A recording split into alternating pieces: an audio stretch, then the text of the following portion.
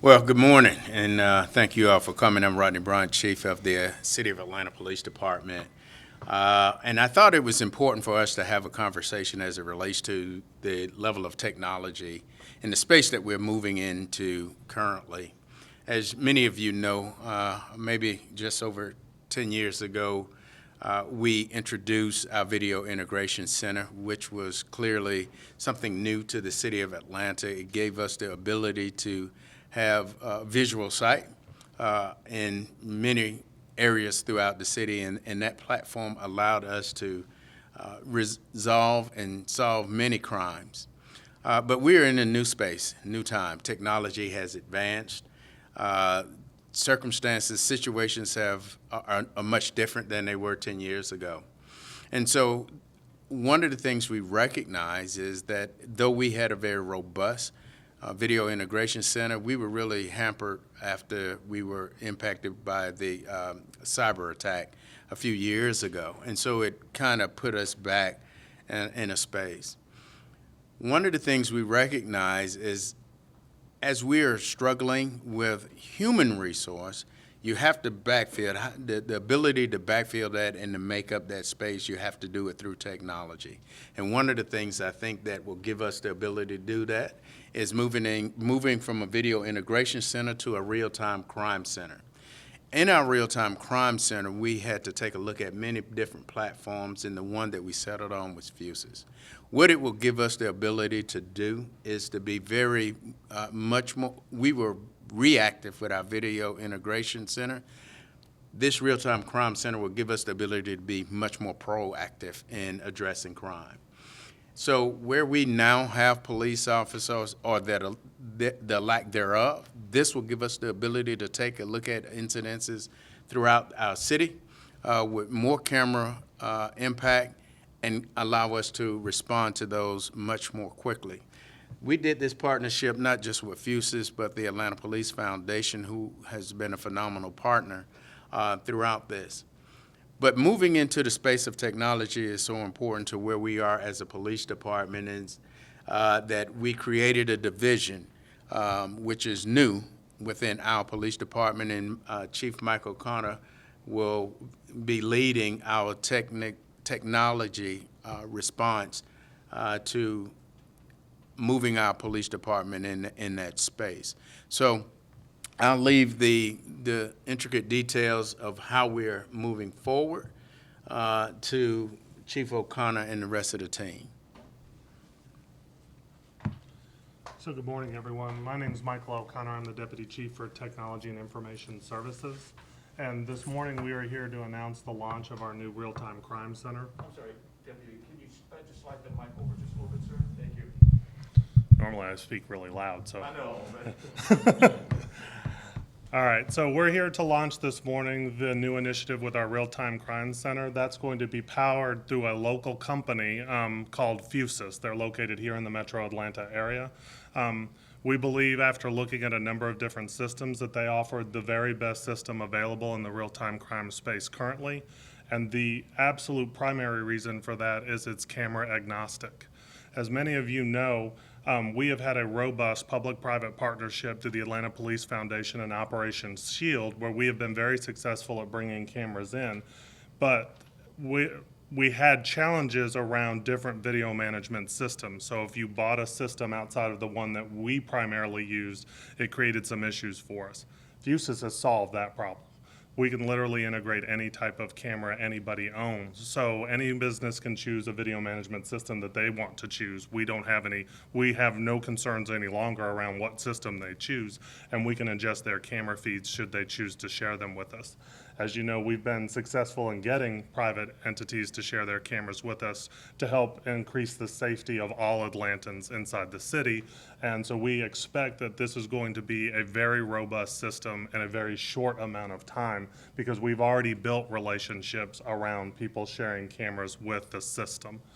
We also are offering to the public, and we believe that this will be very helpful for them, an ability to register their cameras in the system. That's not the same thing as sharing the camera feed. It's just simply letting us know you have a system that should something happen in your neighborhood and we need some video feed related to that, as long as you've registered the camera, we can quickly send you an email saying, we've had an incident that occurred near you, and we are looking for this. Can you look through your video and see if you see something similar to what we're asking for, and then share it with us?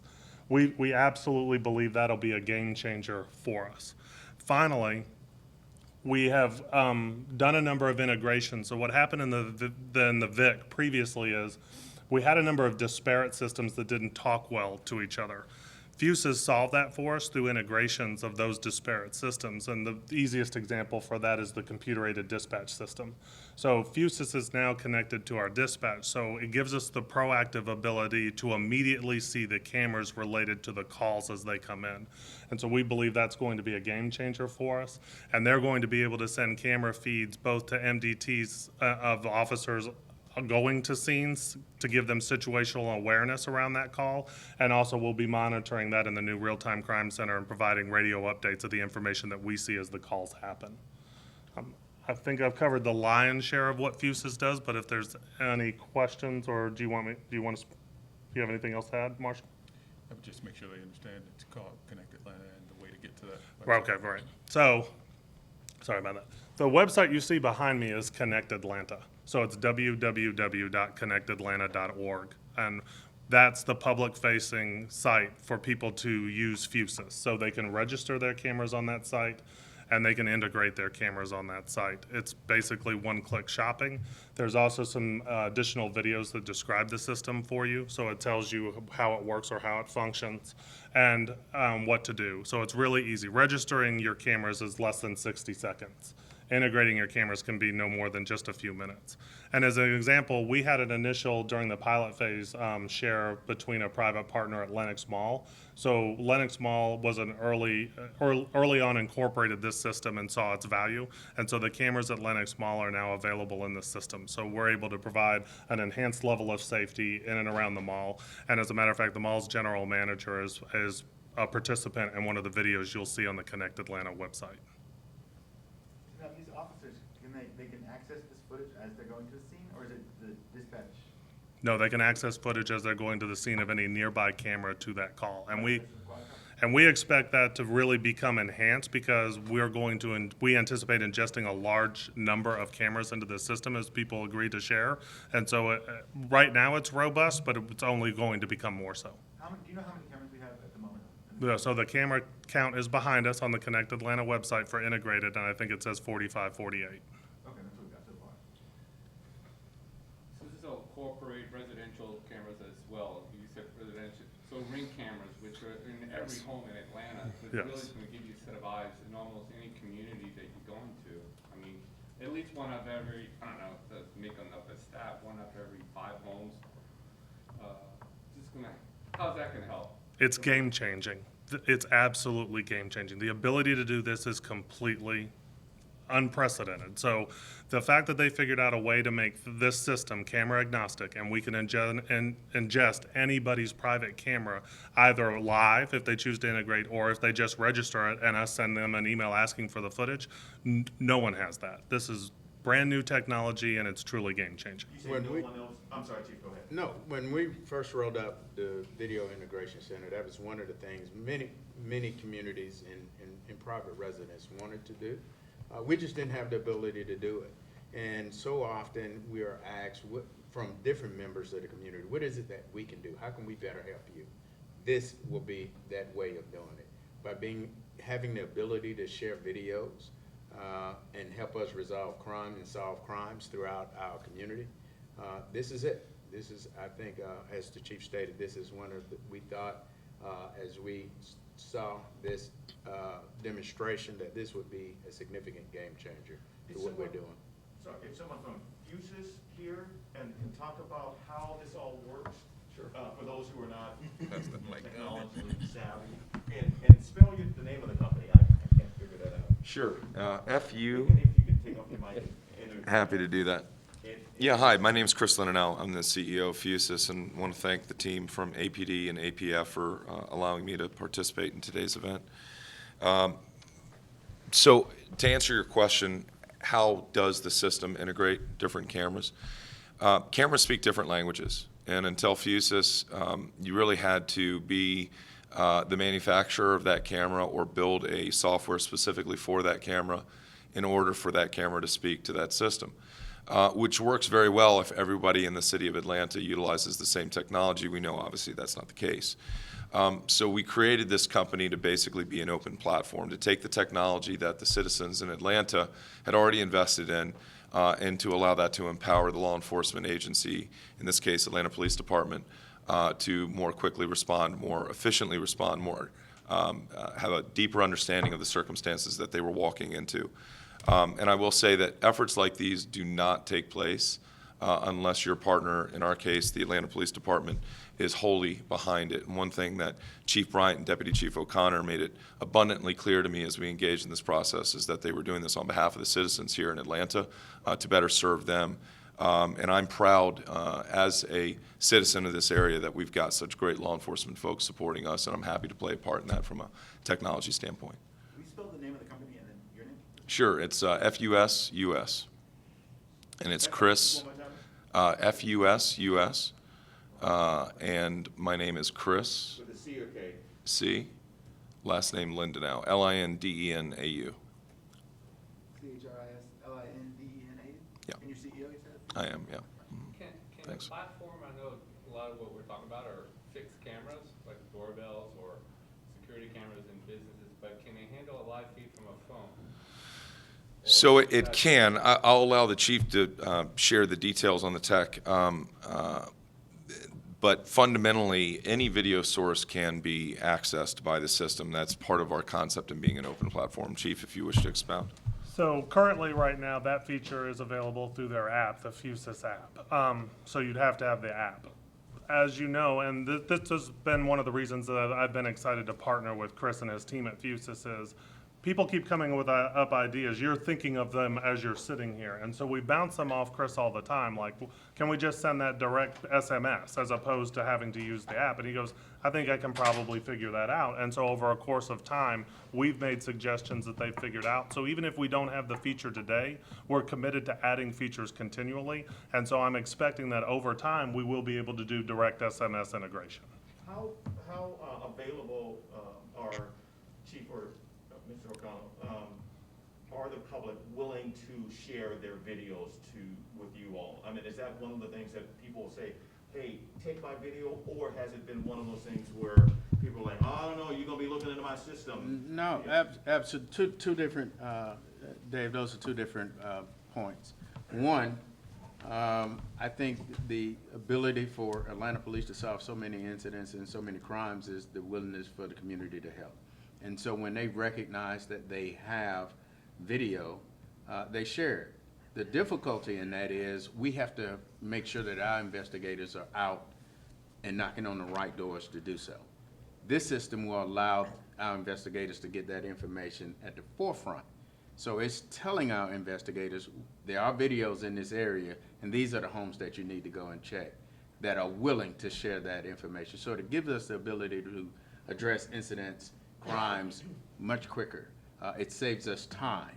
And that's what I think is important about us moving from a stagnant video integration center to a real-time crime center. It saves us so much time, especially when you have the lacking in human resources.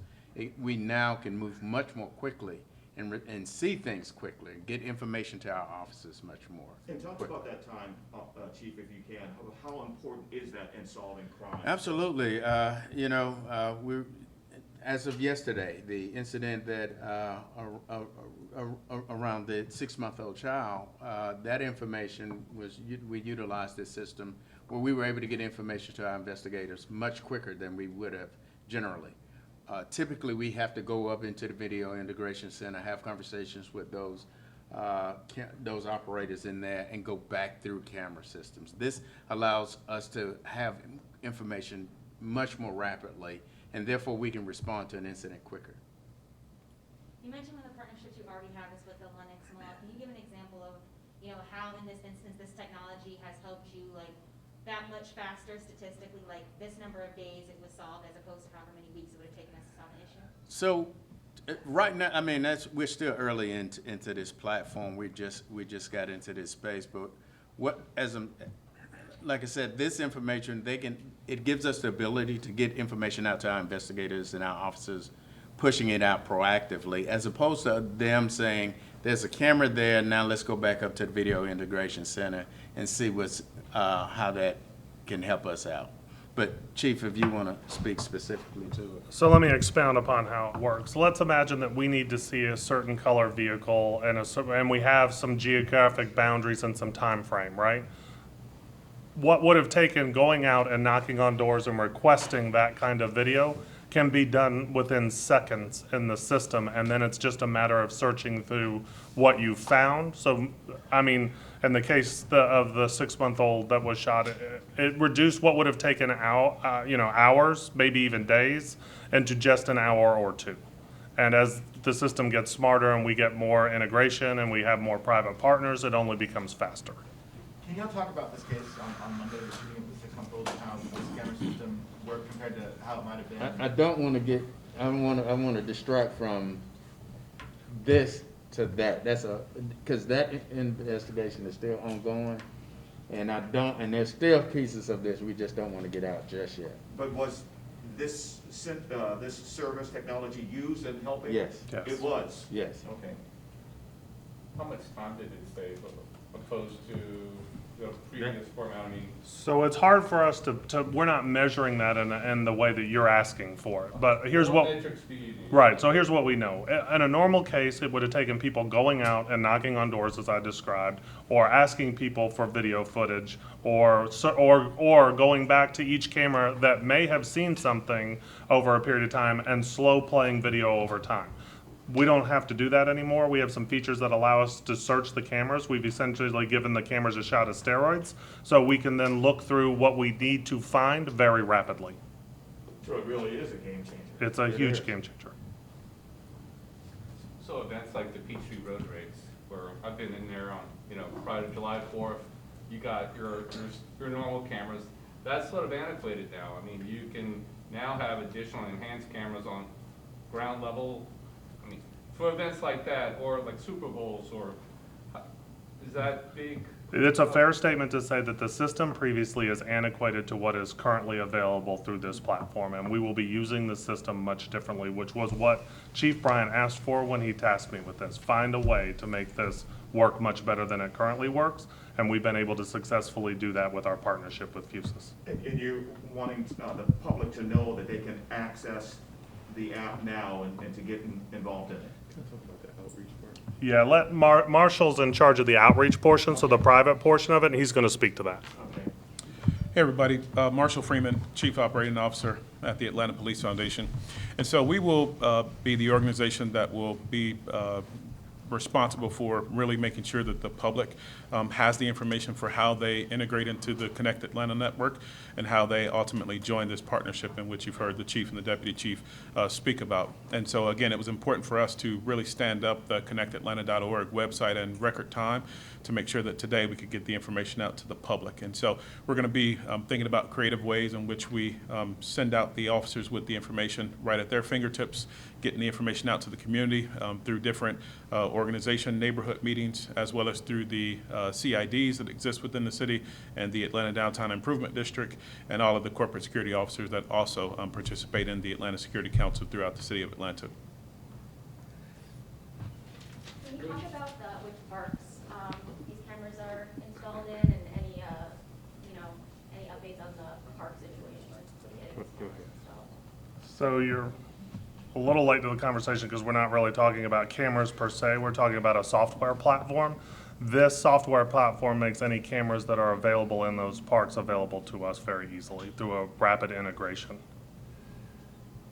Just sitting here because I'm big in tech, this system, because of the software, what it enables, it's an infrastructure that was probably cost prohibitive even a year ago, 10 years ago, because now you got cameras everywhere, which no municipality could afford. So the cost of running the software outweighs you trying to build a network.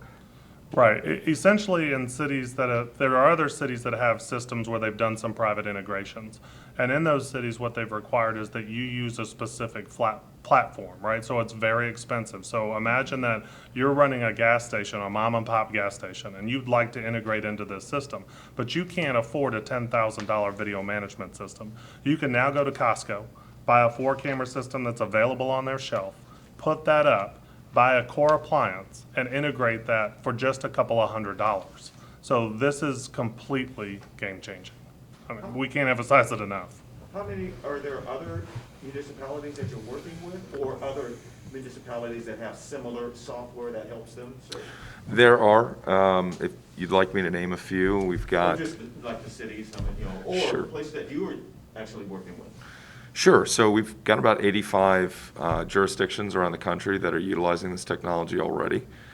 Some examples are Orlando, Minneapolis. I will say that Atlanta is really leading the charge with the depth of integration that we're doing, some really groundbreaking things, and we're happy to support them with that. And can anybody talk about the cost to the city of this new network? Um, New software?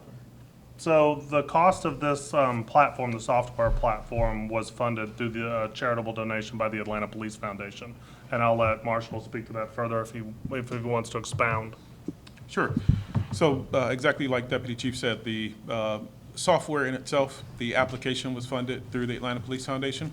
And then again, when you go to the actual website and you join the Connect Atlanta program, in order to register your camera, that is completely free to residents. There's absolutely zero cost to register your cameras. That's why we have encouraged everyone to go to the site immediately and start to register those devices.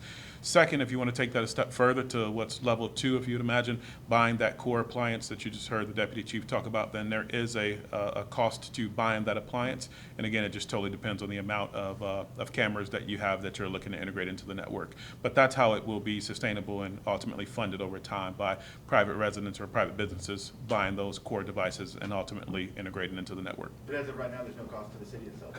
Correct. There's no cost. And would you care to say how much it was? We're not. So again, I think this partnership that we have with the Atlanta Police Foundation and the technology that Fusus is providing the city of Atlanta in our space of technology really is a game changer. It actually gives us the ability to save time. And when we have the opportunity to save time, that allows us to do other things and do the things that we are doing much quicker. And ultimately, that's what the community wants. And then the community gets to be a part of this by giving us information that many of them want us to have. And I want to be clear, this isn't us peering into their system. This is them giving us the ability to do so at their will. So we don't have the ability to just peer into their cameras unless they give us that opportunity to do so. You mentioned that you're using this with present cases you're working on, you're hoping it to help in the future. Are there any previous cases that you're hoping this camera integration will help with as well? Well, we won't know until, our investigators decide to have, based on the cases that they're looking at right now, that's how it will be determined. But what we do know is going forward, it gives us the ability to do things we haven't done in the past. Of the 4,500 or so cameras that are currently integrated, what percentage of those are, private cameras, and what percentage are city-owned? So right now, only a small percentage of them would be what you consider private cameras. We have all of the GDOT cameras incorporated into the system, along with all of the cameras that the city of Atlanta has been running through the Operation Shield network for quite some time. That's a little over 1,000 cameras. And then we, because we've done integrations, we also have a number of license plate reader cameras that are integrated into the system. And How many cameras are in the VIC again now? So there's, I don't want to be quoted by the exact number because we seem to add a few, but yeah, there's about 1,100 actual surveillance cameras and a little over 500 LPRs. Any idea how many of those are integrated in city parks? I didn't bring a camera count with me. We do have some cameras that are integrated into the system from city parks. And if the current video integration system, I know there's, a number of private businesses that are already involved in that. Is this just a matter of getting the word out to those companies, those businesses to switch over to this? Right, so When they do with that number, how much do you think that number will increase, that 4,500? We roughly anticipate that within a year's time, we could successfully see 25,000 private integrations in this system, 25,000 on top of what we have now? on top of what we have now. Okay, so nearly 30,000 after a year almost. Integrating with the software, as far as legalities of the video, it's all bypassed when you integrate with the system.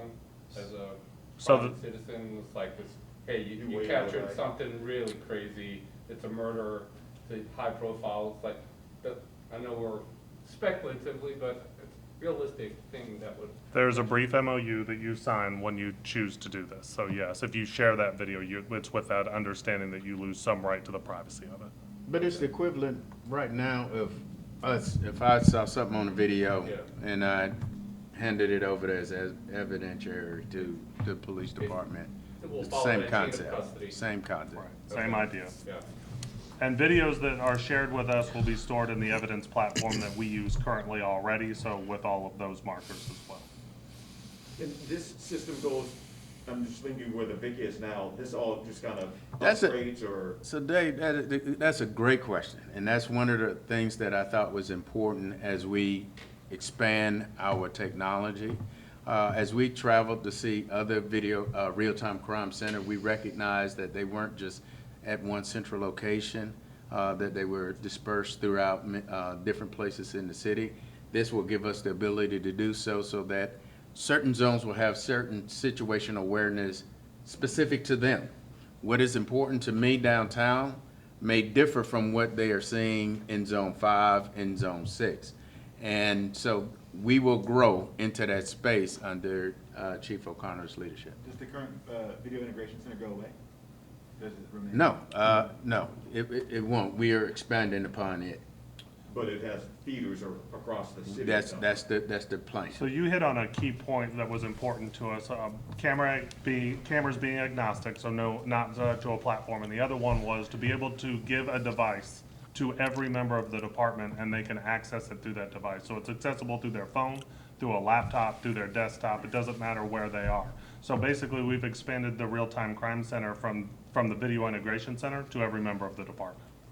We will continue to have people whose sole responsibility is to monitor this, but we have offered the opportunity for anybody on the department to look at it, and that was a huge deal. As the citizen asking this question, or someone would ask, what's in place to keep it from being abused where you're not just piping into a residential? Is there like a logging system? Is there like, hey, there's a crime in area code 30019. We worked with Fusus to give various levels of access to various people depending on their assignment and their need. So everyone has access to mostly live feed information, and then beyond that, if we start looking to store information, looking for specific items, we've restricted that access based on what you do for the police department and what your level of access needs to be. And then there's an audit tracking feature that should somebody violate that constrict, we'll be able to do something about it. Sort of like body cam, Yes. Absolutely. Same thing. Same concept. same concept. Exact same. Chief O'Connor, Chief Bryant, can you all speak to the importance of the business partnerships through their integration, such as Lenox Square? Absolutely. Right now, our lifeline is our partnerships that we have throughout the community, not just with private residents, but with commercial businesses as well. And generally, commercial business have a lot of pedestrian activities, a lot of commercial activities around their locations. And when they are integrated into this system, areas like Lenox Square, the Mercedes-Benz Stadium, the airport, it gives us the ability to have situational awareness as well. Especially when incidents occur at those locations, we can now get eyes on them much more rapidly than waiting upon the police officers to respond. That we can now have our people take a look at it from wherever they are. And this business partnership will, I think, again, the whole platform itself is a game changer for the city of Atlanta. All right, The other- everybody, we've got about 45 minutes, we've got about 20 minutes, left. So if you have any questions, and Any more comments? We want to get those. Somebody explain the difference between integration and registering a camera if you're a private home. Yeah, so registering your camera simply says, if you click on the site, that you are willing to share video footage if requested. So you are not actively sharing your video footage in any way. We have no ability to see it. That's for registration? That's registration.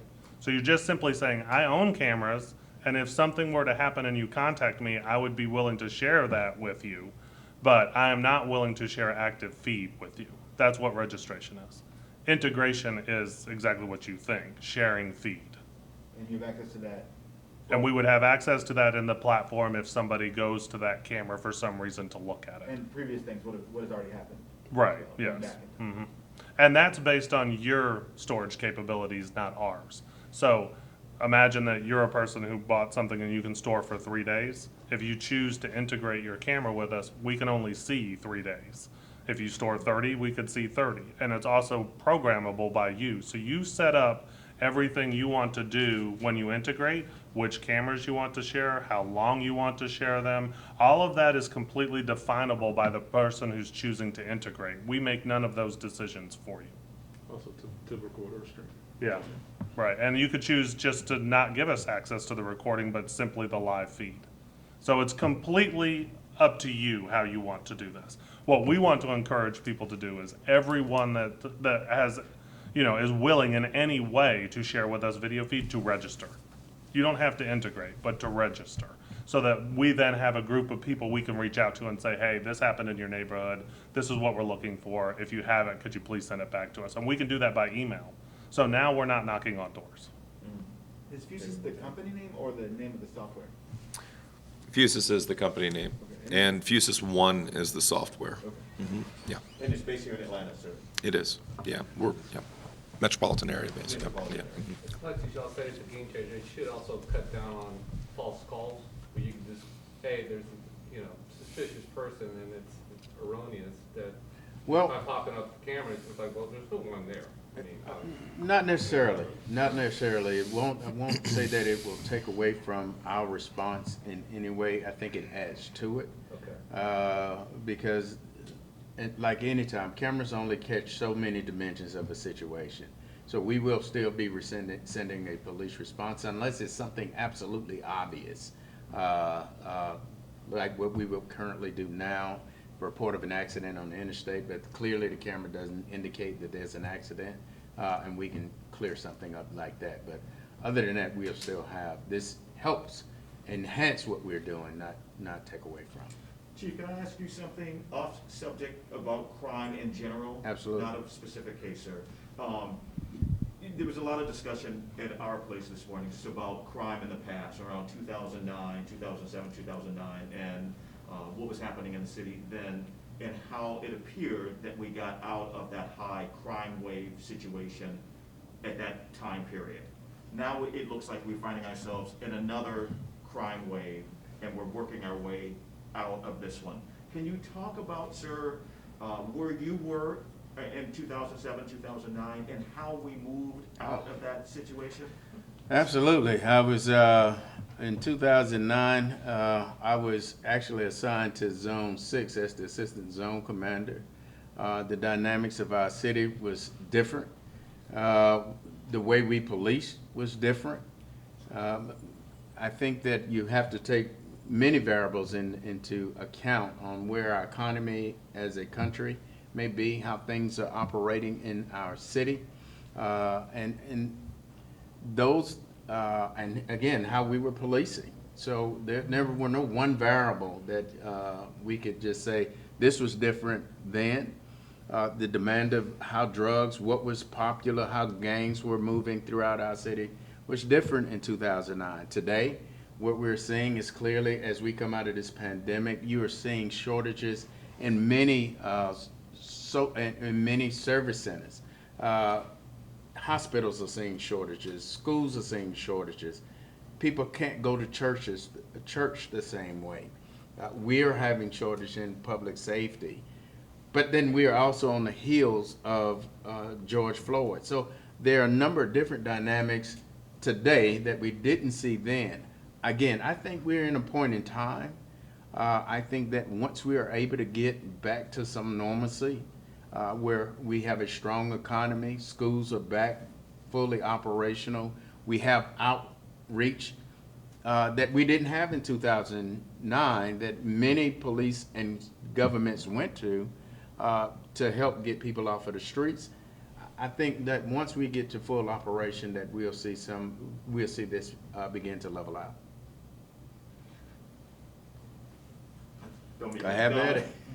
The judicial system, sir, can you talk a little bit about, I call it revolving door, judicial systems, where you all do your job, you make arrests, and then shortly thereafter, someone's back on the street? Glad you opened that door.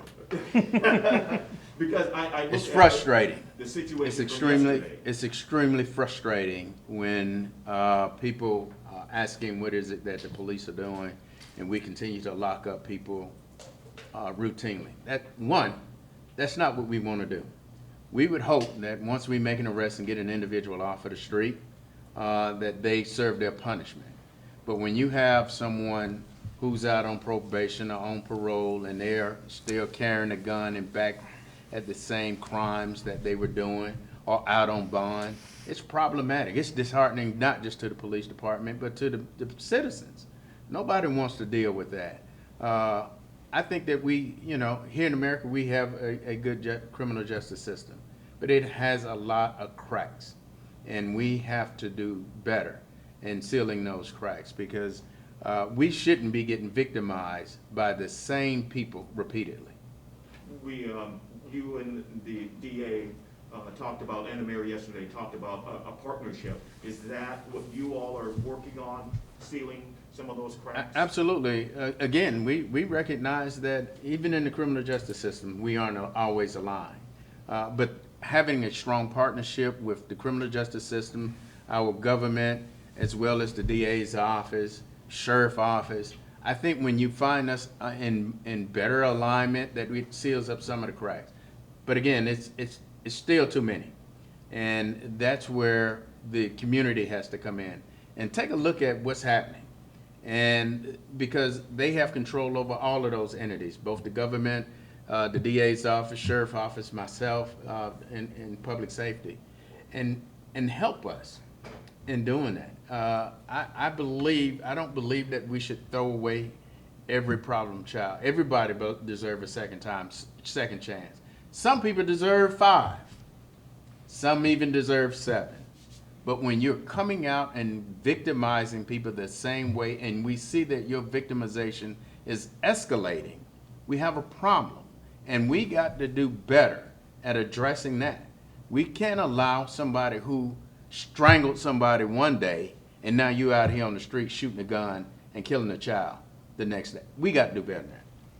And you said the other day that, part of what we're seeing is a proliferation of guns. We got proliferation of guns, coupled with people's, sort of inability to resolve conflict. We see so much of that. In many of the instances, people, we get this question all the time: is it guns or is it drugs? Is it drugs or domestic violence? Those numbers are still up there, but regular disputes have surpassed them, where people are just having arguments with each other, and it turns into a gun battle between two people who typically wouldn't have a gun or shouldn't have a gun. And as far as the number of weapons, what can be done immediately or in the short-term goal to keep these weapons out of people's hands, or out of the hands of people that, like you said, shouldn't have? Listen, I think that we have to do a better job. I don't want to tread on the Second Amendment. I think that if you have the right to have a gun, you should have it. The problem is the people who shouldn't have a gun are the ones that, and we got to do a better job of that. I think, and you'll hear me talk about probation and parole, and if a person is under judicial guidelines right now, we need to be checking them, finding out why they are out here with a gun. We shouldn't have that. Chief, during the Public Safety Committee earlier this week, I had a couple follow-up questions on that. Can I bring those up to you? Sure. So you were questioned about the progress in hiring the retired officers to patrol city parks, another ordinance that was passed last year. Is there anything on that you can give us an update on? Yeah, we have a stagnant list of people, and it's just a matter of us addressing that funding and then going back to that list to see if people are still willing to come back and work. You know, one of the things when we you know, I think it needs to be clear that people retire for a reason. And so we are hopeful that these people are willing to give back and come back and work with us. And then at that same meeting, there were some questions about the partnership between APD and Parks and Rec. And you had mentioned there wasn't a funding strain identified. Have there been any updates there? Yeah, we are currently, immediately after we got off of the phone, we began to work on that to clean that piece up, to see where we are. That, again, when you're talking about two different departments, when the budget is already set, both of us have to have some conversation and have the ability to get to that funding stream. And in that program, is Parks the lead on it, or is it a joint? Well, clearly Parks would have to be the lead on it. We will be providing the security to the parks.